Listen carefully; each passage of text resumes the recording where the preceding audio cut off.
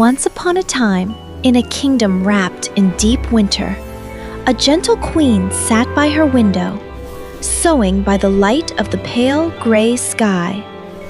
Snowflakes fell softly outside, covering the world in a thick, quiet blanket of white. As she stitched, her needle slipped and pricked her finger. 3 bright drops of red blood fell onto the snow on the dark wooden sill. The queen paused and looked at the colors together: white snow, red blood, black wood. A warm wish rose in her heart. Softly, she whispered, "I wish for a child with skin as white as snow, lips as red as blood, and hair as black as this ebony wood." It was a simple wish, but she spoke it with all her heart. Not long after, her wish came true. The queen gave birth to a beautiful baby girl. Her tiny face was perfect, her skin soft and pale as fresh snow, her lips rosy and red, and her hair dark and shining, black as midnight. The king smiled with tears in his eyes. "The name is already written in the stars," he said. "We shall call her Snow White." The baby cooed softly, and the whole kingdom rejoiced. But happiness, like winter snow, can be delicate. Soon after Snow White's birth, the gentle queen fell ill, and despite the king's every effort, she passed away. The palace, once filled with music and laughter, grew quiet and heavy with sadness. The king loved his daughter, but he also needed a queen to rule beside him, and time moved on. After a year, he married again. The new queen was beautiful, so beautiful that people whispered about her beauty in the halls. But behind her lovely face, her heart was hard and cold. She was vain and proud and could not stand the idea that anyone, anywhere, might be more beautiful than she was. In her private chamber, she kept a magical mirror, tall and shining, framed with gold leaves and tiny silver stars.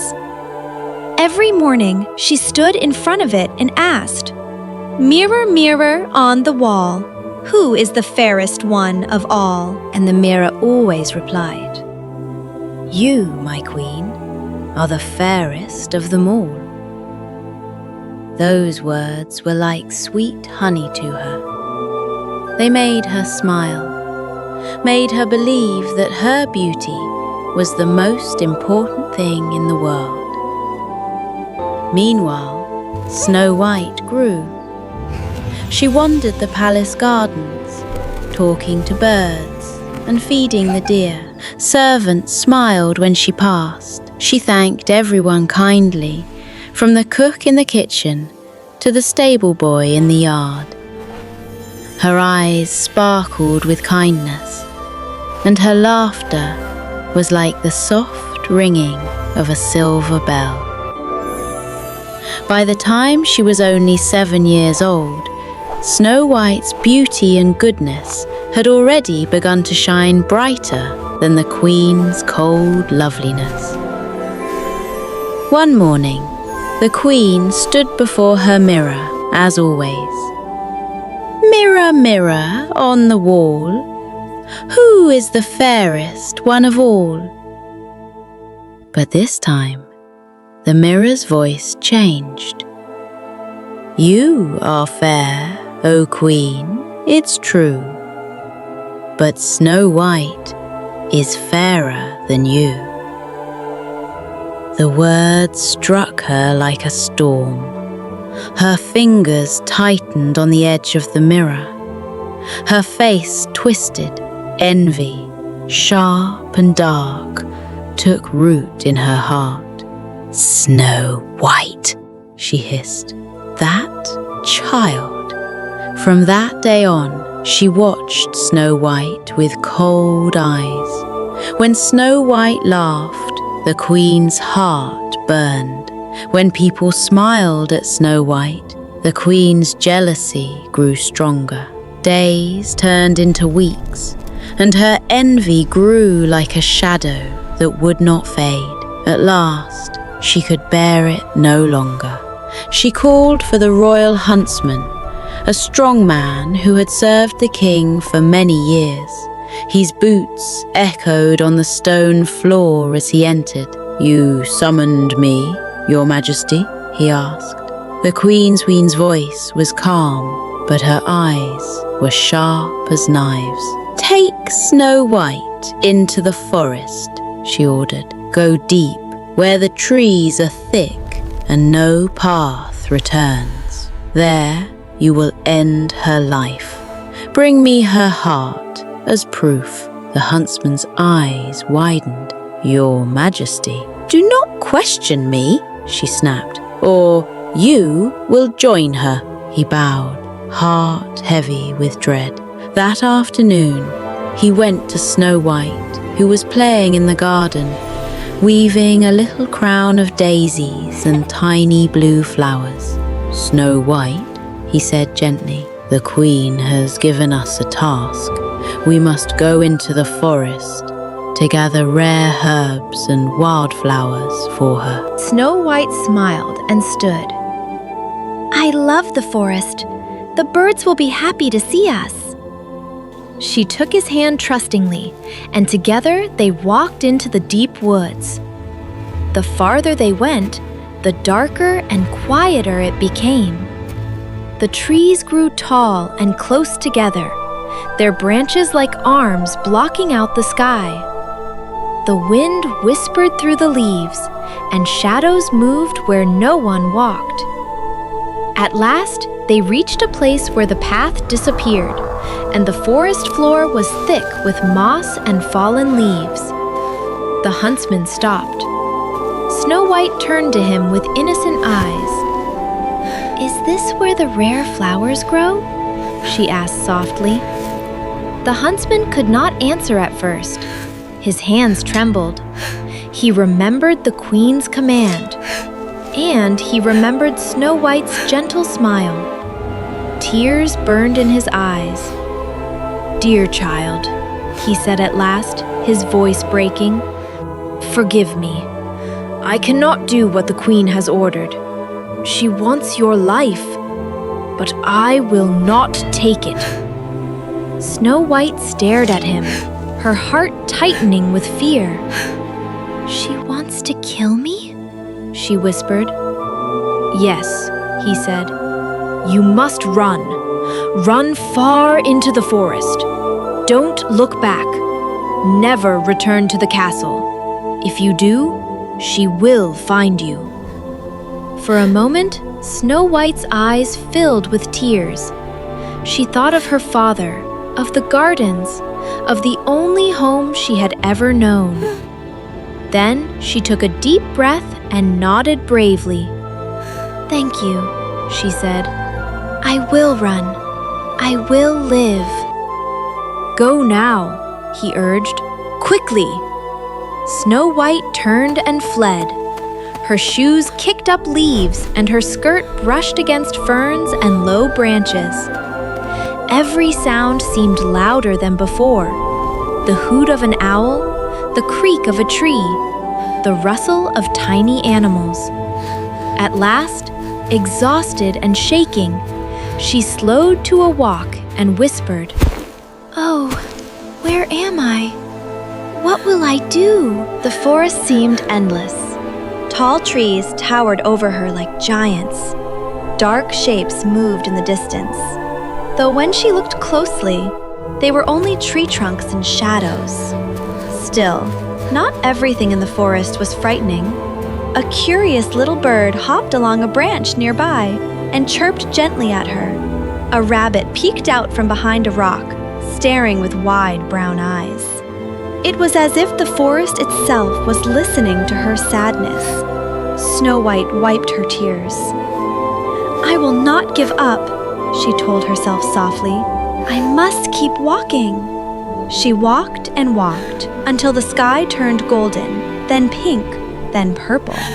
At last, as the first stars began to appear, she saw something in the distance. A tiny house, tucked in a small clearing, with smoke curling gently from its chimney. She hurried closer. The house was small, with a low door and short windows. Inside, everything was neat and tiny. 7 small chairs, 7 little plates, 7 spoons, 7 cups, and in a corner, 7 little beds lined up in a row. Snow White's stomach rumbled. She had eaten nothing since morning. She looked around and whispered, "Perhaps the owners will not mind if I take just a little." She took a small bite of bread from one plate, a sip of water from one cup, a taste from each dish, just enough to feel a bit stronger. Then she tried the beds. The first bed was a bit too hard, the second too soft, the third too lumpy, but at last she found one that was just right for her. Her eyes grew heavy, and before she knew it, she had fallen fast asleep. Later that night, the owners of the house returned. They were 7 dwarfs, miners who worked deep in the mountains. They pushed open the door and stepped inside. "Someone's been sitting in my chair," said one. "Someone drank from my cup," said another. "Someone has eaten from my plate," said a third. They looked around in surprise, and then one of them pointed toward the beds. "Look!" There, in the last little bed, lay Snow White, sleeping peacefully, her dark hair spread over the tiny pillow. They author around, eyes wide. "She's so beautiful," whispered one. "She looks like a princess," said another. They spoke softly so as not to wake her. They deciding not to disturb her, and quietly shared the other beds for the night, 2 dwarfs to a bed. In the morning, as the first light of day shone through the windows, Snow White slowly opened her eyes. For a moment, she thought she was dreaming. 7 small faces were looking up at her. "Oh!" she gasped, sitting up. "Who are you?" "We are the 7 dwarfs," said the one with the longest beard. "With years. Who are you? And how did you find our house?" Snow White sat on the little bed and told them everything about the queen, the huntsman, the deep forest, and how she had found their home. The dwarfs listened quietly, their faces growing serious. "You may stay with us if you like," one of them said kindly. "If you keep our home tidy and questioning and sew and couch, this can be your home too. We will go to the mountains each day," another added, "and in return, we will protect you." Snow White felt a soft warmth spread through her heart. "Thank you," she said gratefully. "I will do my best." From that day on, Snow White lived with the 7 dwarfs. In the morning, she waved them off as they went to the mountains with their little pickaxes and lanterns. Then she cleaned the cottage, baked bread, stirred soup in the pot, and sang as she worked. Birds often came to the windowsill to listen, and sometimes, when she stepped outside, animals gathered near her feet as if they understood every word of her songs. In the evenings, when the dwarfs returned, the house glowed with candlelight. The table was set, and warm food waited for them. They told her stories of glittering gemstones and Nibur tunnels, and she told them stories of life at the palace. Snow White began to comfort advice again, almost as if she had a new, small family. But far away in the palace, the queen had not church. Days passed, and once again she stood before her magical mirror. "Mirror, mirror on the wall, who is the fairest one of all?" The mirror's answer came, clear and calm. "You are fair, O Queen, it's true. But Snow White, beyond the hills, with 7 dwarfs, is fairer still." The queen's hands clenched into fists. "So, she lives," she whispered. "Then I will use my own magic." She went down into her secret chamber beneath the castle. There were bottles of potions, jars of strange powders, and shelves of old spell books. For hours she stirred and mixed, muttering words no one else could understand. Finally, she disguised herself as an old peddler woman. Her back bent, her hair turned gray and tangled, and her voice cracked like dry leaves. Carrying a basket of colorful laces and ribbons, she made her way over mountains and through valleys until at last she reached the dwarf's cottage. "Lovely laces for sale," she called. "Beautiful ribbons." Snow White heard the call and looked out the window. She remembered the dwarf's warning, but the old woman looked so gentle and tired. "Good day, dear child," the woman said. "Won't you let me show you my laces? Look how pretty they are." Snow White opened the door just a little. "Oh, how lovely," she said. "But I don't have any money to buy them." No need, croaked the woman. "Let me give you one as a gift. Such a pretty girl should wear a pretty lace." She stepped inside and reached for Snow White's dress. "Let me tie it for you, nice and snug." Snow White stood still, trusting her. But as the lace was pulled tighter and tighter, Snow White could no longer breathe. Her vision blurred, and she collapsed to the floor. The woman smiled coldly and hurried away. When the dwarfs came home that evening, they found Snow White lying on the ground, pale and still. "Snow White!" they cried. They quickly saw the problem, loosened the lace, and gently lifted her.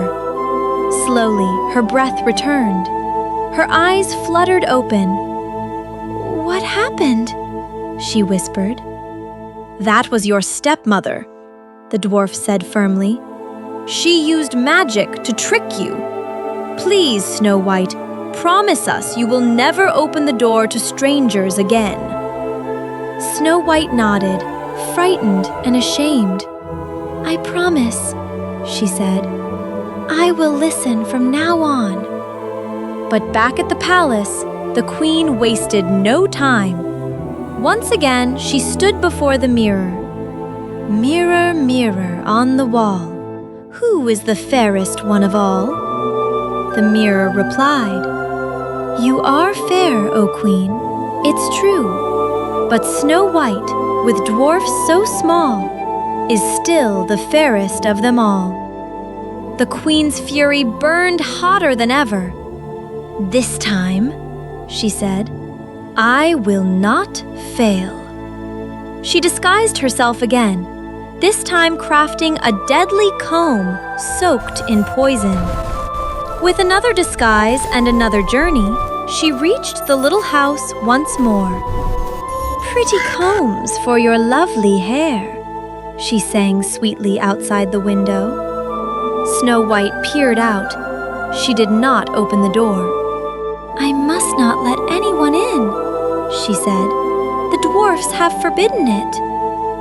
"No need to open the door at all," the woman replied. "Just look, see how it shines? Surely a princess like you deserves such a beautiful comb." Snow White looked at the shiny comb, glittering like a jewel in the light. "It is beautiful," she murmured. "Let me place it in your hair through the window," the woman offered. "Just for a moment. It will cost you nothing." Snow White hesitated, then leaned closer. The woman reached through the open window and gently placed the comb in Snow White's hair. The moment it touched her scalp, the poison did its work. Snow White fell still, her eyes closing. By the time the dwarfs came home, she lay motionless once more. Their hearts sank. "Not again," they cried. They looked carefully and soon found the comb. The instant they pulled it from her hair, Snow White's chest rose with breath. She opened her eyes, confused and weak. "That woman was your stepmother again," the dwarf said. "She will not stop. You moments ever accept anything from anyone, no matter how kind they seem." Snow White felt a chill go through her. "I will be careful," she promised. "Truly, I will." But the queen was not finished. In her secret chamber, she prepared her final and most dangerous plan, a biblical apple. One side was pure and safe. The other side held a deadly poison. When Sachu had finished, it looked perfect, red and shiny, with little droplets of dew sparkling on its skin. She disguised herself one last time, this time as a simple farmer woman with a basket of apples. She climbed the mountain paths once more and reached the dwarf's cottage. "Delicious apples, fresh from the orchard," she called. Snow White looked out the window and shook her head. "I cannot let anyone in, and I cannot take anything," she said. "I must not." The woman smiled gently. "Do you think I would harm you, child? Look, I will cut this apple in two." She sliced the apple. The poisoned half, bright red, she held out to Snow White. The white, safe half she lifted to her own lips. "You see," she said, "I will eat mine. You eat yours." Snow White watched as the woman took a bite of her half safely. It looked so sweet and juicy. Her stomach, which had always been a little hungry from her careful eating, rumbled. "Just one bite," she thought. "Surely one bite is safe." She opened the window a little more, took the red half, and bit into it. The poison was swift. Before the apple had even slipped from her fingers, Snow White fell to the floor. When the dwarfs came home, they found her lying still and pale, but this time, nothing helped. They checked her laces, loose. They searched her hair, no comb. They looked for any hidden magic. They tried to wake her, calling her name, holding her hand, but she did not move. Tears ran down their faces. "She looks like she's only sleeping," one dwarf whispered. "But she does not breathe," said another.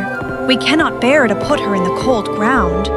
So they built a beautiful glass coffin so her face would always be visible, and carried it to a quiet place on a hill. Flowers bloomed all around it. They placed her inside, her hands folded on her chest, as if she lay dreaming. On the coffin, in golden letters, they wrote, "Snow White, daughter of a king." Day after day, the dwarfs watched over her. Birds came to sit on the branches above. The forest animals visited silently, as if in mourning for their gentle friend. Far away, the queen once more stood before her mirror. "Mirror, mirror on the wall, who is the fairest one of all?" And the mirror finally replied, "You, my queen, are the fairest of them all." Satisfied at last, the queen smiled her cold smile, never knowing that her victory would soon fade. Sometime later, a young prince from a neighboring kingdom rode through the forest with his servants. The day was quiet, the air soft and sweet. As they traveled along the path, the prince saw something shining on a hill. "What is that?" he asked. They climbed up, and there he saw the glass coffin with the beautiful girl lying inside, her face peaceful and perfect, as if she slept. He read the golden letters, and his heart ached. "Snow White," he murmured, "daughter of a king." Though she seemed lifeless, something about her touched his heart deeply. She looked gentle, kind, and full of unspoken stories. He turned to the dwarfs, who stood nearby with sad eyes. "Who is she?" he asked softly. They told him the story of Snow White's goodness, of the jealous queen, of the huntsman, the cottage, the tricks, and the final apple. The prince listened in silence, and when they finished, he said, "Please, let me take her with me. I will keep her safe. I will honor her, whether she wakes or sleeps forever. I can't explain it, but my heart will not let me leave her behind." At first, the dwarfs refused. They had watched over Snow White for so long that the idea of letting her go made their hearts ache. but they could see the truth in his eyes, the kindness and respect in his voice. At last, they nodded. "Treat her gently," they said. "She is very dear to us." The prince's servants lifted the coffin and began to carry it down the hill. But as they walked, one of them stumbled over a hidden tree root. The coffin jostled, and inside, the piece of poisoned apple lodged in Snow White's throat was shaken free. She coughed, took a breath, and her eyes fluttered open. Soft light filled her vision.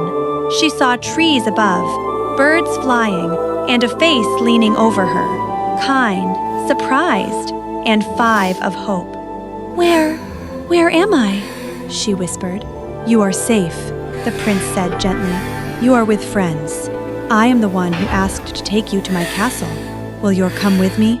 Snow White remembered the forest, the dwarfs, the queen, the apple, and for this new face, full of warmth, she sat up slowly. "Yes," she said, "if my friends agree, I will go with you." The queen's heart filled with dread. Still, driven by pride, she went to the wedding to see this new queen with her own eyes. When she arrived and saw Snow White alive, happy, and loved, the queen's wickedness finally led to her own end, and she never troubled Snow White or the kingdom again. Snow White, the prince, and the dwarfs remained true friends. The dwarfs visited the castle often and were welcomed as honored guests. Snow White never forgot their kindness, nor the lessons she had learned about trust, bravery, and the strength of a gentle heart. And so, Snow White and the prince ruled their kingdom with kindness and joy, and they all lived happily ever after.